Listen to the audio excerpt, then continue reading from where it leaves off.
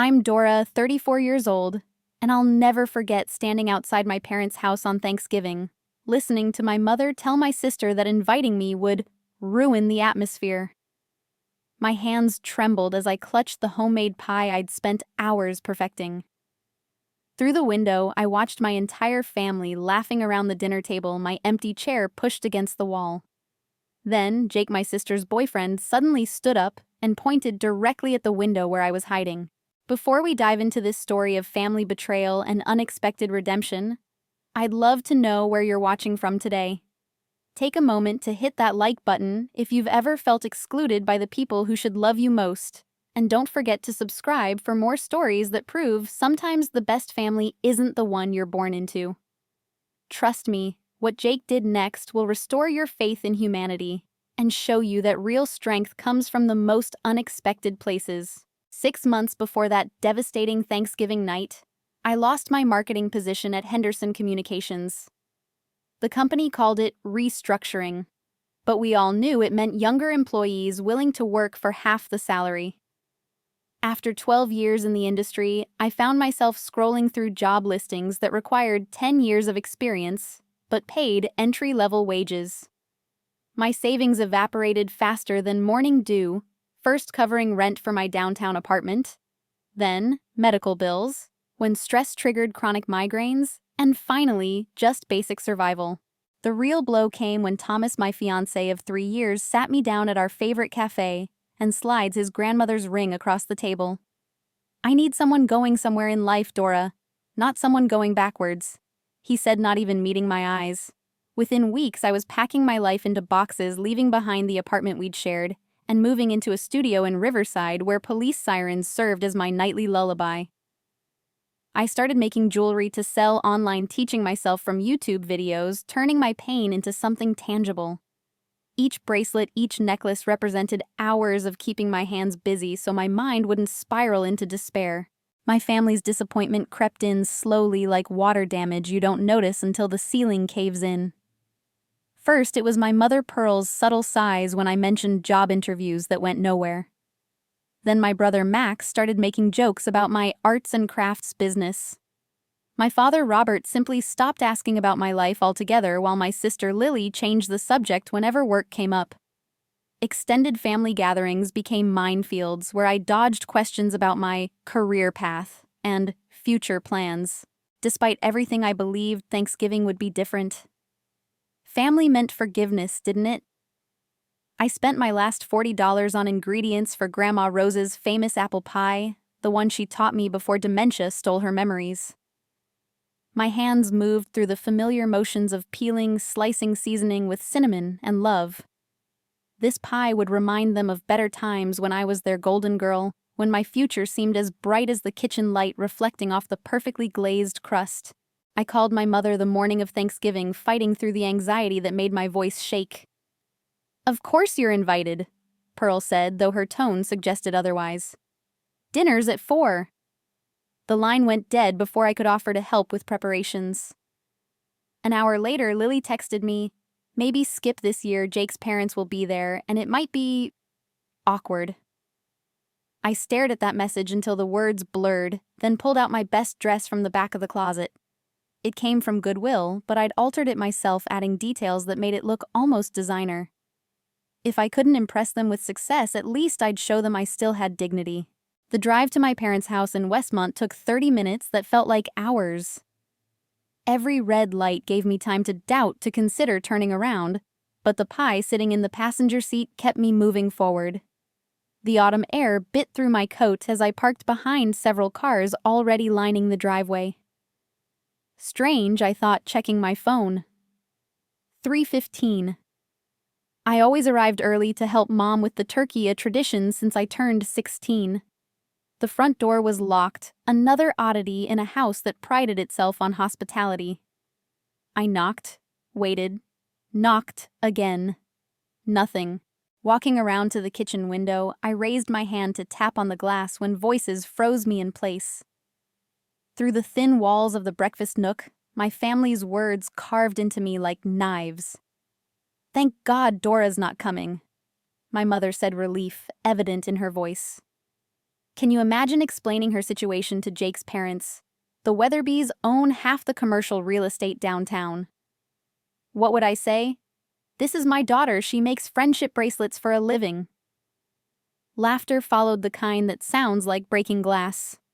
My father's deep voice joined in. $3,000 we've loaned her this year alone. At what point do we admit she's a lost cause? But it was my brother Max who delivered the deepest cut. She's 34 and selling jewelry online like some teenager at a craft fair. It's embarrassing. Remember when she used to lecture me about 5-year plans? My Aunt Martha, never one to miss an opportunity for cruelty, added her poison to the mix. Some people peak in high school. Poor Dora peaked in elementary school. Remember when we thought she'd be the successful one? More laughter, genuine and cruel. Through it all, I heard Lily's voice, weak and unconvincing. That's not fair. She's trying. But even her defense crumbled when pressed. You're right, though. It would be awkward explaining her situation to Jake's family. Maybe it's better this way. The final blow came from my cousin Brittany, her voice dripping with false concern. We should stage an intervention after the holidays. Tell her it's time to face reality and stop embarrassing the family. Maybe even block her number so she stops asking for help. Tough love, you know. The murmur of agreement that followed told me everything I needed to know about my place in this family. I stood there, premium apple pie growing cold in my hands, watching my empty chair pushed against the wall like an afterthought, while the people I loved most planned my complete excision from their lives. That's when Jake stood up from the table and looked directly at the window where I stood, frozen tears streaming down my face. To understand the depth of their cruelty, you need to know who I used to be in this family's eyes. At 17, I delivered the valedictorian speech at Westmont High, while my parents beamed from the front row. Northwestern University offered me a full academic scholarship, and I remember my mother calling every relative to brag about her genius daughter. By 22, I'd landed a position at Brennan Marketing, one of Chicago's most prestigious firms. Family gatherings became showcases where I was the main exhibit, Pearl parading me around like a prized thoroughbred. Tell them about the Campbell Industries campaign. She'd prompt, and I'd oblige, watching relatives nod with impressed expressions. Max, 5 years younger, endured constant comparisons. "Why can't you be more like your sister?" became his life's soundtrack. Lily, the baby of the family, grew up in my shadow, though I tried to shield her from the pressure. For a decade, I was the success story they told at church, at country club dinners, at neighborhood barbecues. The golden child who validated their parenting, their genes, their place in suburban hierarchy. But industries change, especially marketing. Digital disruption, artificial intelligence, offshore competition, each wave hit harder than the last. My first layoff came at 28, packaged as strategic restructuring. The second at 30, blamed on budget constraints. Each new position paid less, demanded more, offered fewer protections. My 5-year plan became a daily survival strategy. The family's pride curdled into disappointment, then embarrassment, finally contempt. Success, I learned, only counts if it's perpetual. One stumble and you transform from inspiration to cautionary tale. What I didn't know until that Thanksgiving was how differently they treated financial struggles when it wasn't me. Through the kitchen window still frozen in place, I heard my mother discussing holiday shopping plans. "Thank goodness for that investment in Max's restaurant," Pearl said. "Even though it didn't work out, at least we tried to help him achieve his dreams." My stomach clenched. Investment. They'd told me it was a small loan, maybe $5,000. Robert's voice corrected my assumption. 50,000 wasn't small, but he needed a real chance. Not like these little amounts we keep throwing at Dora's situation. $50,000. The number echoed in my head as I remembered begging for help with a $2,000 medical bill, promising to pay back every cent with interest. They'd made me sign a promissory note, checking in monthly about repayment plans. Meanwhile, Max's failed restaurant, a vanity project anyone could have predicted would fail in a saturated market, was written off as Investing in dreams. The conversation continued, each revelation another twist of the knife. At least with Lily's house down payment, we knew it was going toward something stable, my Aunt Martha added. House down payment, Lily had told me she'd saved for years, pride evident in her accomplishment. Now I learned our parents had gifted her $30,000, calling it an early inheritance, to avoid tax implications. And Brittany's college loans. Well, education is always a worthy investment, my mother continued. Even with her changing majors 4 times. My cousin had attended private university for 6 years, emerging with a communications degree she never used, fully funded by family money. Only my loans, taken for survival, not luxury, were counted and condemned. Jake's voice cut through their financial dissection, uncomfortable and questioning. I don't understand. Dora seems to be working hard with her online business. Lily showed me the website. The reviews are incredible. The table fell silent for a moment before my mother responded with practiced dismissal. Oh, Jake, you're sweet to defend her. But making pretty jewelry isn't a career. It's a hobby she's hiding behind to avoid getting a real job. At her age, it's just sad. But Jake persisted, bless him, asking questions that made everyone squirm. Didn't she support herself for over a decade? Isn't she trying to adapt to a changing economy like millions of Americans? The discomfort was palpable even through the window. My family wasn't used to outsiders questioning their narrative. Lily tried to redirect the conversation, her voice strained. Let's talk about something else. Jake, tell everyone about the new case you're working on. But Jake wasn't done. I'm just confused. From what Lily's told me, Dora was incredibly successful for years. One rough patch and she's written off completely. That seems... He paused, choosing his words carefully. Harsh. You don't understand the full situation. My father said, his tone suggesting the topic was closed. But I could see Jake's expression through the window, the way his eyes narrowed slightly, the lawyer in him sensing inconsistency. He excused himself, saying he needed fresh air, and headed toward the back door.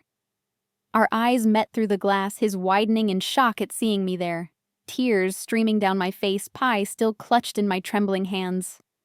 The shame of being caught of him witnessing my humiliation sent me running to my beat-up Honda Civic. But not before I saw him studying my family with new eyes, like evidence in a case he was just beginning to understand. I sat in my car for 20 minutes, engine running, heat blasting to stop the shaking that had nothing to do with November cold. My phone buzzed with a notification that changed everything. Someone had added me to the family group chat, the one I'd been mysteriously removed from months earlier. At first, I thought it was a mistake, but the messages flooding in suggested otherwise. This was deliberate, another twist of the knife designed to cut deeper. Quick update, everyone. My mother's message read, Dora won't be joining us after all. Budget issues, you understand. Speaking of which, I checked her bank balance on the account I have access to for emergencies, remember. $247.32. We might need to discuss a family intervention about financial responsibility. My hands shook as I read her casual violation of my privacy, sharing my poverty like gossip at a hair salon. The emergency access I'd granted during my medical crisis when migraines left me barely functional now weaponized against me. Max jumped in with his own contribution, attaching photos that made my stomach turn. Found these on Facebook.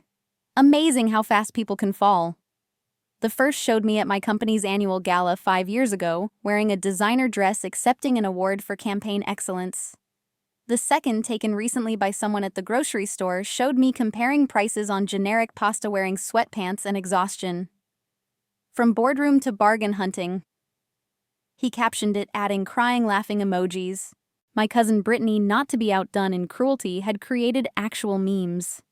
My professional headshot next to a craft fair banner captioned, Corporate Executive to Craft Lady, a Cautionary Tale. Another showed a graph of success over time, with my name trending sharply downward after 30. Maybe we should submit her story to those "Where Are They Now?" segments, she wrote. Could be educational for young people about the importance of maintaining momentum. Martha suggested they stage an intervention, drafting bullet points in the chat like a business presentation. 1. Acknowledge the failure. 2. Accept responsibility for poor choices. 3. Agree to family oversight of finances. 4. Commit to getting a real job within 30 days. 5. Stop embarrassing the family on social media with the craft business.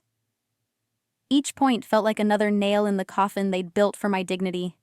The casual cruelty, the organized humiliation, the systematic destruction of my remaining self-worth played out in blue text bubbles while I sat in a parking lot watching my breath fog the windshield. Only Lily sent a single response, a crying emoji that was immediately buried under more messages planning my emotional execution. "We're doing this because we love her." Pearl wrote the lie so transparent it would have been laughable if it didn't hurt so much. Sometimes love means being honest about someone's failures. The conversation continued, each family member adding their own flavor of poison to the mixture, until my phone battery mercifully died, granting me silence. Later that evening, the social media assassination began. I'd charged my phone enough to check Facebook, hoping to find some comfort in distant friends' holiday posts. Instead, I found my family had coordinated a public execution of my character. Brittany's post appeared first, so blessed to spend Thanksgiving with successful, ambitious family members. Finally, a drama-free holiday without certain people bringing everyone down. Sometimes you have to protect your peace. The comments section became a feeding frenzy. Family friends who'd known me since childhood liked and replied with supportive messages for Brittany. "Good for you for setting boundaries," wrote Mrs. Patterson, who used to tell me I'd be president someday. "Toxic people have no place at family gatherings," added Connor Walsh, who'd copied my homework through high school. The betrayal of community of shared history cut almost as deep as family's cruelty. Max posted next, sharing what he called his success story. The rambling narrative about overcoming negative influences and users who take advantage of family generosity fooled no one about its true target. "Some people think they're too good for regular jobs," he wrote. "They'd rather play artist than contribute to society. But cutting them off was the best decision for my mental health and my family's well-being." The irony of him writing this while living in our parents' basement after his restaurant failure wasn't lost on me, but pointing that out would only fuel their narrative of me as bitter and jealous. My mother delivered the cruelest blow, commenting directly on my business page, where customers could see, "Honey, this is all very nice, but maybe it's time to consider a real job. I saw Walmart is hiring, and they offer benefits. Just trying to help." The public nature of her dismissal, disguised as concern, made me close my laptop and curl into bed at 4 in the afternoon. 3 customers canceled orders within hours, probably wondering if they'd been scammed by someone whose own mother didn't believe in their business. While my family coordinated my public humiliation, Jake was conducting his own investigation. Lily told me later how he'd excused himself repeatedly throughout dinner, each time returning with more questions that made everyone uncomfortable. He found my Etsy shop, my business Instagram, my small but dedicated customer base. The reviews told a different story than my family's narrative. Beautiful craftsmanship arrived perfectly packaged. Dora went above and beyond to customize my order. Supporting small businesses like this makes me believe in the American dream again. Jake's research went deeper. His legal background gave him tools others might not have used. He looked into industry reports about marketing sector collapse, finding that over 40% of experienced professionals had been displaced in the last 5 years. He checked bankruptcy filings in our area, noting how many former executives now drove for rideshare companies or stocked shelves. My story wasn't unique. It was epidemic. But my family preferred their narrative of personal failure to systemic reality. What truly ignited his anger, Lily said, was discovering a pattern in my family's online behavior. Every few months, they'd coordinate similar attacks on different family members who stepped out of line. An uncle who divorced was suddenly unstable. A cousin who came out became attention-seeking. Anyone who disrupted their perfect suburban image faced digital execution. I was simply the latest casualty in their ongoing war against anything that threatened their facade of success. The revelation about Grandma Rose's will came through whispered conversation I could barely hear from my position in the driveway. I'd returned after dark, drawn by morbid curiosity and the masochistic need to understand the full extent of their betrayal. Crouched beneath the dining room window, I heard my mother discussing holiday shopping plans with Martha. "Thank goodness Mother changed her will before she passed," Pearl said. "Can you imagine if Dora had gotten her share, she would have wasted $50,000 on that ridiculous business idea. $50,000. My inheritance, the money Grandma Rose had promised each grandchild, spoken of as our launching pad into life." I remembered sitting by her hospital bed, holding her frail hand as she made me promise to use the money wisely. "Not for bills or debts," she'd whispered. "For dreams, sweet girl. For building something that matters." Even dementia couldn't erase her belief that each grandchild deserved equal opportunity to fly. Martha's response chilled me to the bone. Getting her to sign those papers was easier than expected. Poor thing was so confused by the end she'd sign anything Pearl put in front of her. They'd exploited my grandmother's failing mind, her trust in family, to steal my birthright. The money she'd saved through decades of careful budgeting, denying herself small pleasures to ensure her grandchildren's futures, weaponized against me by the daughter she'd raised. "The others have put their shares to good use," my mother continued. "Max invested his in cryptocurrency. Lily added hers to the house fund, and Brittany took that European tour to find herself. Even if some choices were questionable, at least they had the potential for success. Dora would have just used it to prop up her failing life. The casual cruelty of deciding I deserved nothing while funding Brittany's Instagram vacation felt like acid in my veins. They'd collectively stolen my future while planning my present humiliation. But the deepest cut was yet to come. Through the window, I saw Thomas enter the dining room, my ex-fiancé, comfortable in the home where we'd announced our engagement 3 years earlier. His arm wrapped around someone's waist with familiar intimacy, and when she turned, Brittany's face came into view. My cousin, who'd comforted me through the breakup, who'd called Thomas trash and promised I'd find better now, wore the engagement ring I'd returned. 6 months we've been together," Brittany announced to the table. "We wanted to wait until it felt right to go public."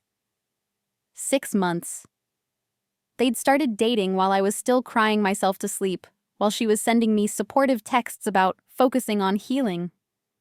The family's knowing smiles told me everyone had been aware, had approved, had celebrated while maintaining the lie to my face. "Thomas has been so helpful with insights about Dora's situation," my mother said, patting his hand like a favored son. "It helps us understand how to best support her, even if that means tough love." My ex-fiancé, the man who'd shared my bed for 3 years, now shared my secrets with people bent on destroying me. Every vulnerable moment, every fear whispered in darkness, every dream confessed in trust became ammunition in their war against my dignity. The spending habits were concerning. Thomas offered his voice, carrying through glass with painful clarity. Designer clothes, expensive dinners, always living beyond her means. I tried to warn her, but she thought success was permanent. The lies came easily to him, rewriting history where my careful budgeting became recklessness, where cooking at home became extravagance. The family murmured agreement, their narrative confirmed by an inside source. Brittany added her own poison. She told me intimate things about their relationship problems. The insecurity, the jealousy when Thomas succeeded while she failed. It explains so much about her current state. Nothing she said was true, but truth had become irrelevant. They were building a story that justified their cruelty, that painted me as architect of my own destruction, that absolved them of guilt for abandoning family when family was needed most. Jake's voice interrupted their character assassination, sharp with barely concealed anger. "I find it interesting how everyone here seems invested in Dora's failure. Has anyone considered that maybe she's the scapegoat for your own disappointments?" The table fell silent. Even through the window, I could feel the tension crackling. Lily tried to calm him, but Jake wasn't finished. "You talk about her like she's some stranger who wronged you, not family who needs support. It's disturbing." The family's response was swift and defensive. Robert stood his face flushing red. "You don't understand our family dynamics, young man. We've tried helping Dora for years. Some people can't be saved." But Jake stood too, matching my father's energy. "I understand enough. I understand you changed locks so she couldn't come home when she lost her apartment. I understand you gossip about her bank balance while hiding your own failures. I understand you're planning to call wellness checks hoping to have her committed." That last revelation, spoken aloud, hung in the air like smoke from a fired gun. I hadn't heard that part of their plan, but Jake had. My family wanted me not just excluded but institutionalized, marked as mentally unfit, possibly gaining control of what little I had left. The calculated cruelty took my breath away. These people who'd shared my childhood, who'd celebrated my achievements, who'd claimed to love me, were planning my complete destruction with the casualness of organizing a potluck. Jake's fork hitting his plate silenced the room. Every head turned as he stood, his 6-foot frame commanding attention in a way that made my father step back instinctively. "I have something to say," Jake announced, his voice carrying the authority of someone used to addressing juries. "And you're all going to listen." My mother started to protest, but Jake raised his hand, and something in his expression made her close her mouth.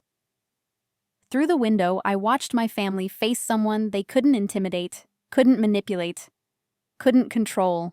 I saw Dora outside earlier. He began each word measured and deliberate. Standing in the cold, holding a homemade pie, watching her family plan her emotional execution. I invited her in.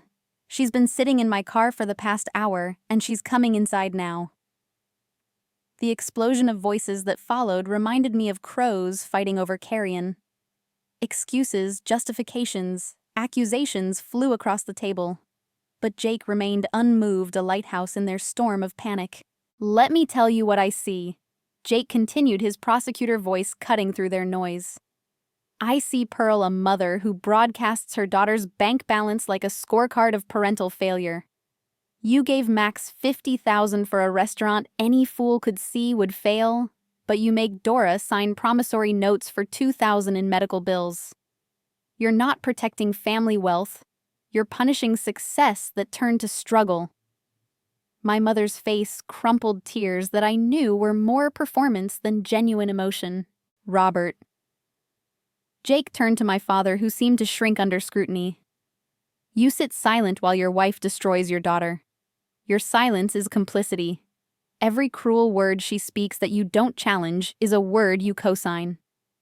You've traded your integrity for peace in your household, and the cost is your daughter's dignity." My father, who hadn't defended me once in 6 months, suddenly found his voice to defend himself, but Jake had already moved on. "Max!" My brother straightened defiance written across features that suddenly looked very young.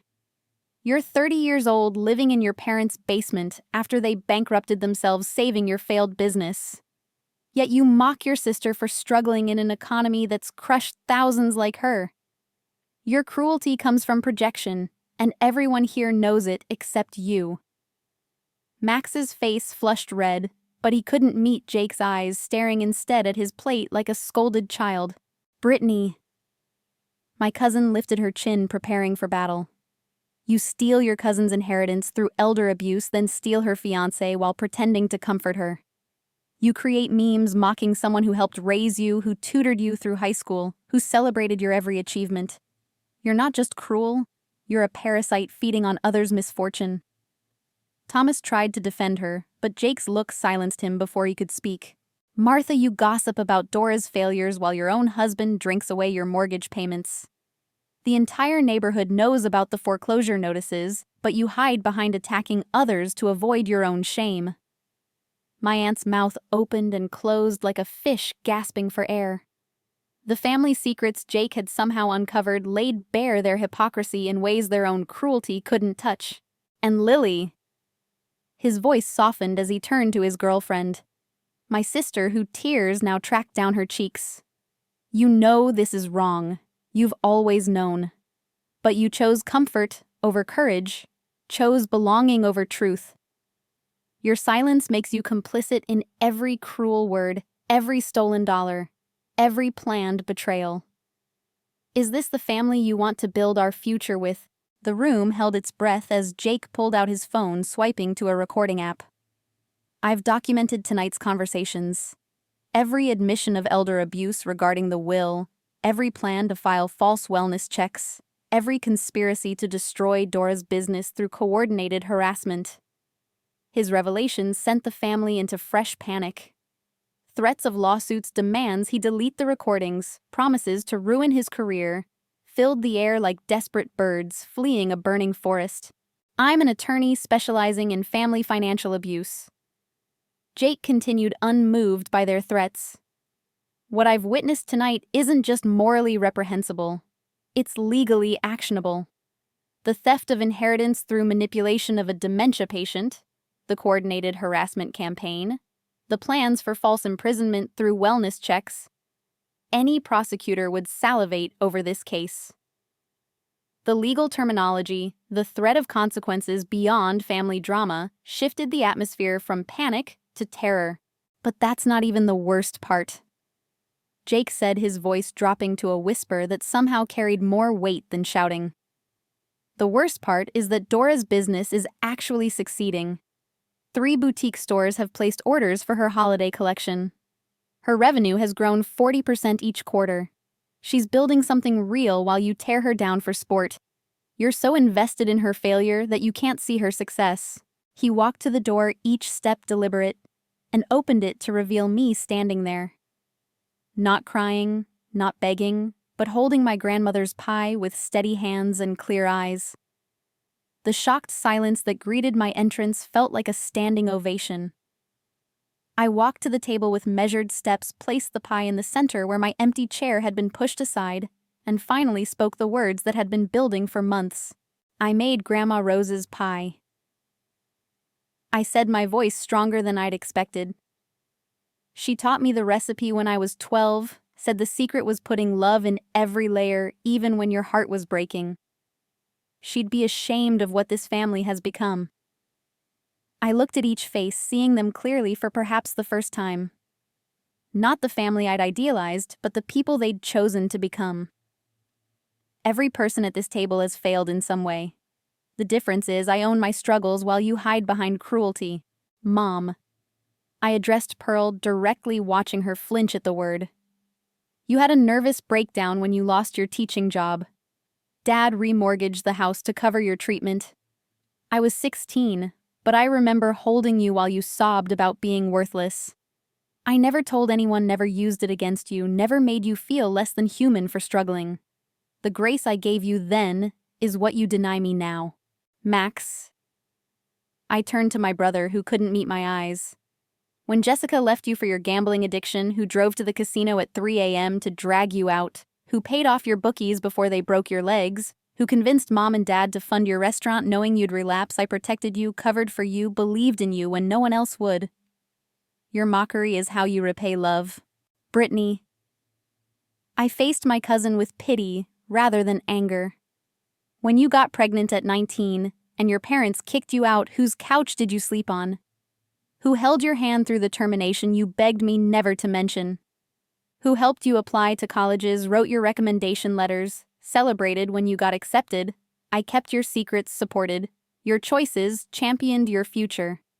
You repay that with theft and betrayal.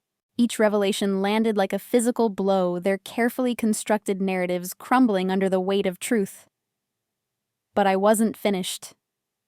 Lily, my baby sister. When Marcus assaulted you at that party, who drove you to the hospital, who sat through police reports and court dates, who made sure you got therapy while keeping it from Mom and Dad because you begged for privacy, I protected you fiercely, loved you completely. Your silence tonight breaks my heart more than their cruelty. The pie sat untouched between us, steam, no longer rising from its perfect crust. I've spent 6 months believing I was worthless because you told me so. But standing here seeing you all clearly, I realize the worthlessness isn't mine. It's yours. You've traded love for judgment, support for superiority, family for a curated image that fools no one but yourselves. Grandma's inheritance wasn't the money you stole. It was the love you've killed. I looked at Jake, this unexpected champion who'd seen truth where family chose blindness. "Thank you," I said simply, "for showing me that integrity still exists, just not where I'd been looking for it." Then I walked toward the door, each step lighter than the last, leaving behind the family I'd lost to find the future I'd build. My mother's voice called after me, switching to manipulation mode, tears and pleas for understanding. But I'd given years of understanding with nothing in return. Tonight, understanding ended. The explosion of voices behind me could have shattered windows.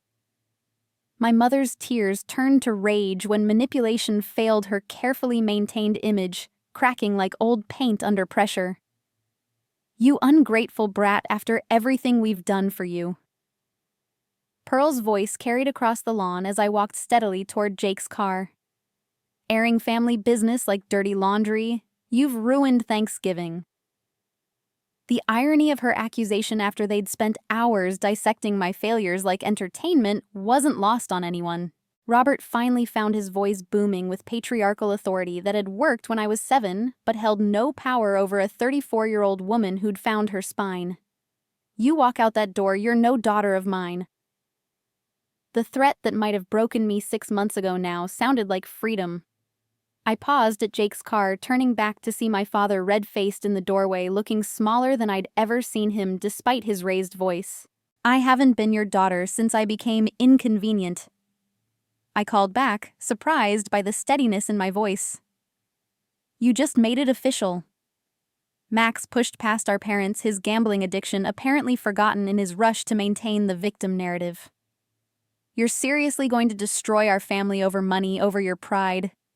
That's sick, Dora. You need help." The projection was so obvious that Jake actually laughed, a sharp sound that cut through the night air. Brittany attempted damage control, her voice switching to false concern. "Dora, sweetie, you're obviously having some kind of breakdown. Let us help you. We can find you a nice facility where you can rest and get better." The wellness check plan spoken aloud revealed their intentions with crystal clarity. They didn't want me healed. They wanted me hidden, locked away, where my inconvenient existence couldn't tarnish their image. Martha emerged, phone in hand, already spinning the narrative for extended family. "I'm calling Pastor Williams. He needs to know what kind of disruption Dora caused. Maybe the church can pray for her mental health." The weaponization of faith turning God into a tool for gossip felt like the perfect representation of everything wrong with my family. They'd corrupted even prayer into performance. Inside the house, Lily faced her own reckoning. Jake told me later how she'd stood up from the table, tears streaming down her face, and faced our family with courage I'd inspired but never witnessed. "I'm leaving with them," she announced, her voice shaking but determined. "Dora's right. We've become monsters. I've been a coward, but it ends tonight." The family turned on her instantly, their cruelty redirecting like a searchlight finding a new target. "You choose her over your own family."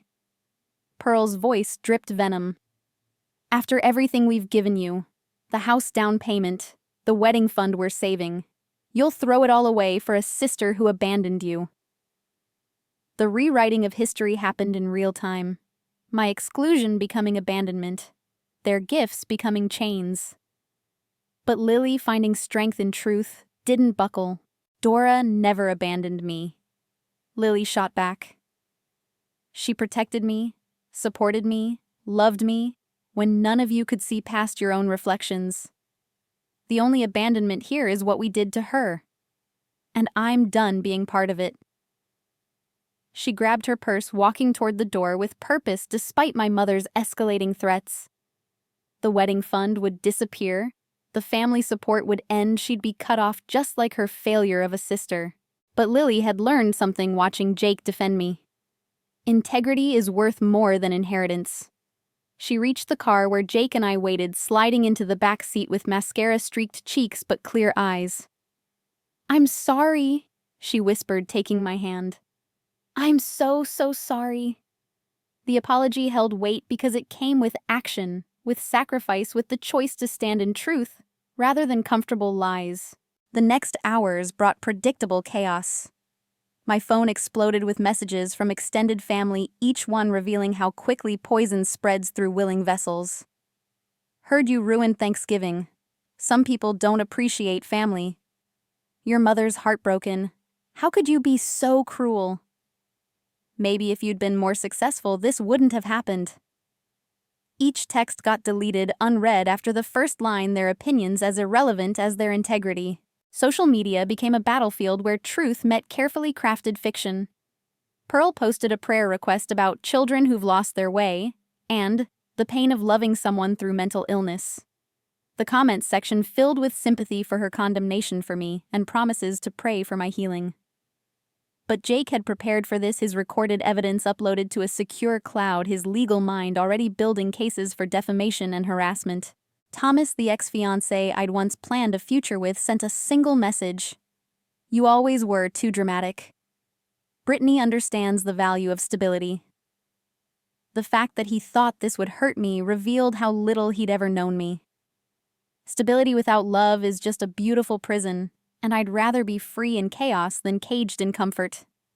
Brittany could have him, could have the life of carefully maintained appearances and hollow achievements. They deserved each other. By midnight, the family group chat had devolved into civil war. Max blamed Lily for choosing sides. Pearl blamed Robert for not controlling the situation. Martha blamed everyone while deflecting from her own financial secrets. Brittany played victim, claiming I'd ruined her engagement announcement.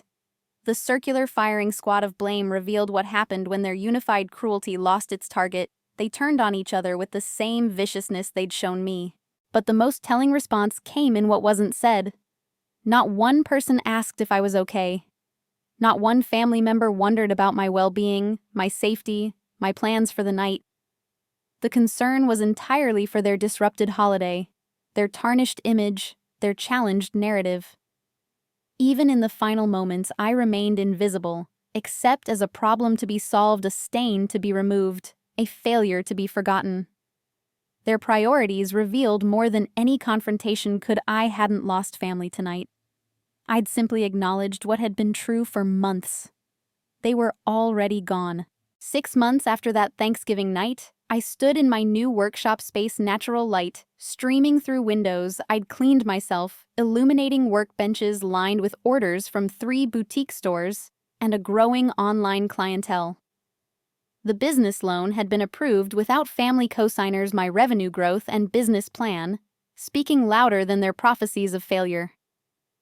Jake's pro bono legal assistance had recovered a portion of my inheritance through a carefully built case of elder financial abuse, enough to secure this space and purchase professional equipment. My morning routine now included coffee with Lily at the cafe downstairs, our relationship rebuilt on honesty rather than obligation. She'd moved into a smaller apartment after our parents withdrew their financial support, but her smile held more authenticity than I'd seen in years. No regrets, she told me daily, and I believed her. Jake joined us when court schedules allowed the brother I'd chosen replacing the one who'd chosen cruelty. The workshop door chimed, announcing my newest employee, Sandra, a 50-year-old woman recovering from her own corporate collapse. We'd built a small team of artisans, each carrying stories of reinvention, each proving that success isn't linear and failure isn't final. The October collection had sold out, November orders were exceeding projections, and December bookings suggested I'd need to expand soon. My hands, once trembling with rejection, now created beauty that customers treasured. Pearl attempted contact occasionally, her messages cycling through manipulation tactics like a salesman working through a playbook. I'm sick, and you won't visit your own mother. The family misses you at gatherings. You've destroyed our reputation in the community. Each message got archived without response, evidence for the restraining order Jake was building after their escalating harassment. The wellness check they'd attempted had backfired spectacularly when responding officers found a successful business owner, not the mental patient my family had described. The family's downfall came in waves, each revelation validating my decision to leave. Max's gambling addiction resurfaced without me to cover his debts, leading to his arrest for check fraud. The family money that might have bailed him out had been spent on lawyers fighting my inheritance claim. He served 60 days in county jail, our parents' reputation crumbling with each court appearance. The golden sun they'd protected while condemning me now wore orange instead of designer labels. Brittany and Thomas's engagement ended when he realized she'd inherited my family's spending habits without my work ethic. The European trips, designer goods, and constant need for validation drained his patience and bank account. She moved back with her parents, the family fortune she'd stolen through elder abuse consumed by poor choices and karma's interest rates. Thomas reached out once suggesting we could try again, but I'd learned to recognize recycled garbage regardless of its packaging. Robert's health declined as stress replaced the false peace of enabling abuse. Heart problems, high blood pressure, and diabetes arrived like bills for decades of avoiding conflict through silence. Pearl struggled to maintain appearances while managing his care, their perfect suburban image cracking under the weight of reality. The community that once envied their successful family now whispered about the children who'd abandoned them, never knowing the truth behind the estrangement. Martha's house went into foreclosure, her husband's drinking finally overwhelming their ability to pretend prosperity. She reached out asking for a loan, the audacity of her request after years of mocking my financial struggles, almost admirable in its blindness. My refusal came with a referral to financial counseling services, the same ones she'd suggested I needed while hiding her own bankruptcy. Sometimes the best revenge is simply letting people experience the consequences they'd wished on others. But my story isn't about their downfall. It's about my rise. The customer who'd become my biggest wholesale client invited me to showcase at a trade show in Chicago. Standing in the convention center where I'd once attended corporate meetings, I felt the full circle of my journey. Buyers complimented my unique designs, my sustainable practices, my authentic brand story. Success tasted sweeter for having been fermented in failure's bitter brew. Jake proposed to Lily on the anniversary of that Thanksgiving, choosing to transform a date marked by family destruction into one celebrating chosen family creation. I stood as her maid of honor 8 months later, wearing a dress I'd bought with my own success, watching her marry a man who'd shown more loyalty to our family than blood ever had. Their wedding included friends who'd become family mentors, who'd become supporters, and not a single person who'd chosen cruelty over compassion. The workshop expanded into adjacent space, my team growing to include women rebuilding after domestic violence, artists recovering from addiction, and entrepreneurs whom traditional systems had failed. We created more than jewelry. We crafted second chances, proving that falling isn't failing unless you stay down. My story became their inspiration, their successes becoming my greatest achievement. The wealth I built couldn't be measured in dollars alone, but in lives transformed through opportunity and belief. I kept Grandma Rose's pie recipe but changed the secret ingredient. Where she'd added love despite heartbreak, I added love because of it. The pain my family inflicted taught me to recognize genuine care, to value authentic support, to build relationships on truth rather than obligation. Her inheritance, stolen in dollars but preserved in wisdom, funded a life she'd have been proud to witness. The last time I saw my old family was at a grocery store, Pearl pushing a cart while Robert shuffled beside her, both looking older than their years. Our eyes met across the cereal aisle, 30 feet, feeling like 30 years. I nodded politely, the acknowledgement of shared history without invitation for shared future, then continued shopping for ingredients for the dinner party I was hosting. They stood frozen, perhaps seeing in my confidence what their cruelty had created, a woman who learned she didn't need their approval to approve of herself. That night, surrounded by chosen family, I raised a glass to unexpected blessings. To Jake, who saw truth when others chose blindness. To Lily, who found courage when it cost everything. To every client who believed in my business when my blood didn't. To every friend who became family when family became strangers. But mostly I toasted to the woman I'd become, scarred, but not broken, tested but not defeated, alone, but not lonely. The family who'd wanted me gone had given me the greatest gift, the freedom to discover I'd never needed them at all. Standing in my success, I understood that some tables aren't worth sitting at. Some approval isn't worth seeking, and some family isn't worth keeping. The empty chair they'd pushed against the wall had become a throne. I'd built myself decorated with dignity they couldn't destroy, and success they couldn't steal. My story wasn't about revenge or redemption. It was about revelation. The moment you stop seeking validation from people incapable of providing it is the moment you start validating yourself. And that validation built on truth, rather than blood, is the only inheritance worth claiming. Thank you for joining me on this journey of betrayal, revelation, and ultimately triumph. If my story resonated with you, if you've ever felt excluded by those who should love you most, please share your own experiences in the comments below. What moments of unexpected support changed your life? Who became your chosen family when blood family failed? Your stories matter, and this community is here to support each other. Don't forget to hit that like button if you believe in the power of chosen family, and subscribe for more stories that prove sometimes losing everything is how you find what really matters. Share this video with someone who needs to remember that their worth isn't determined by others' inability to see it. Until next time, remember, the best revenge is a life well lived, and the best family is the one that chooses you back.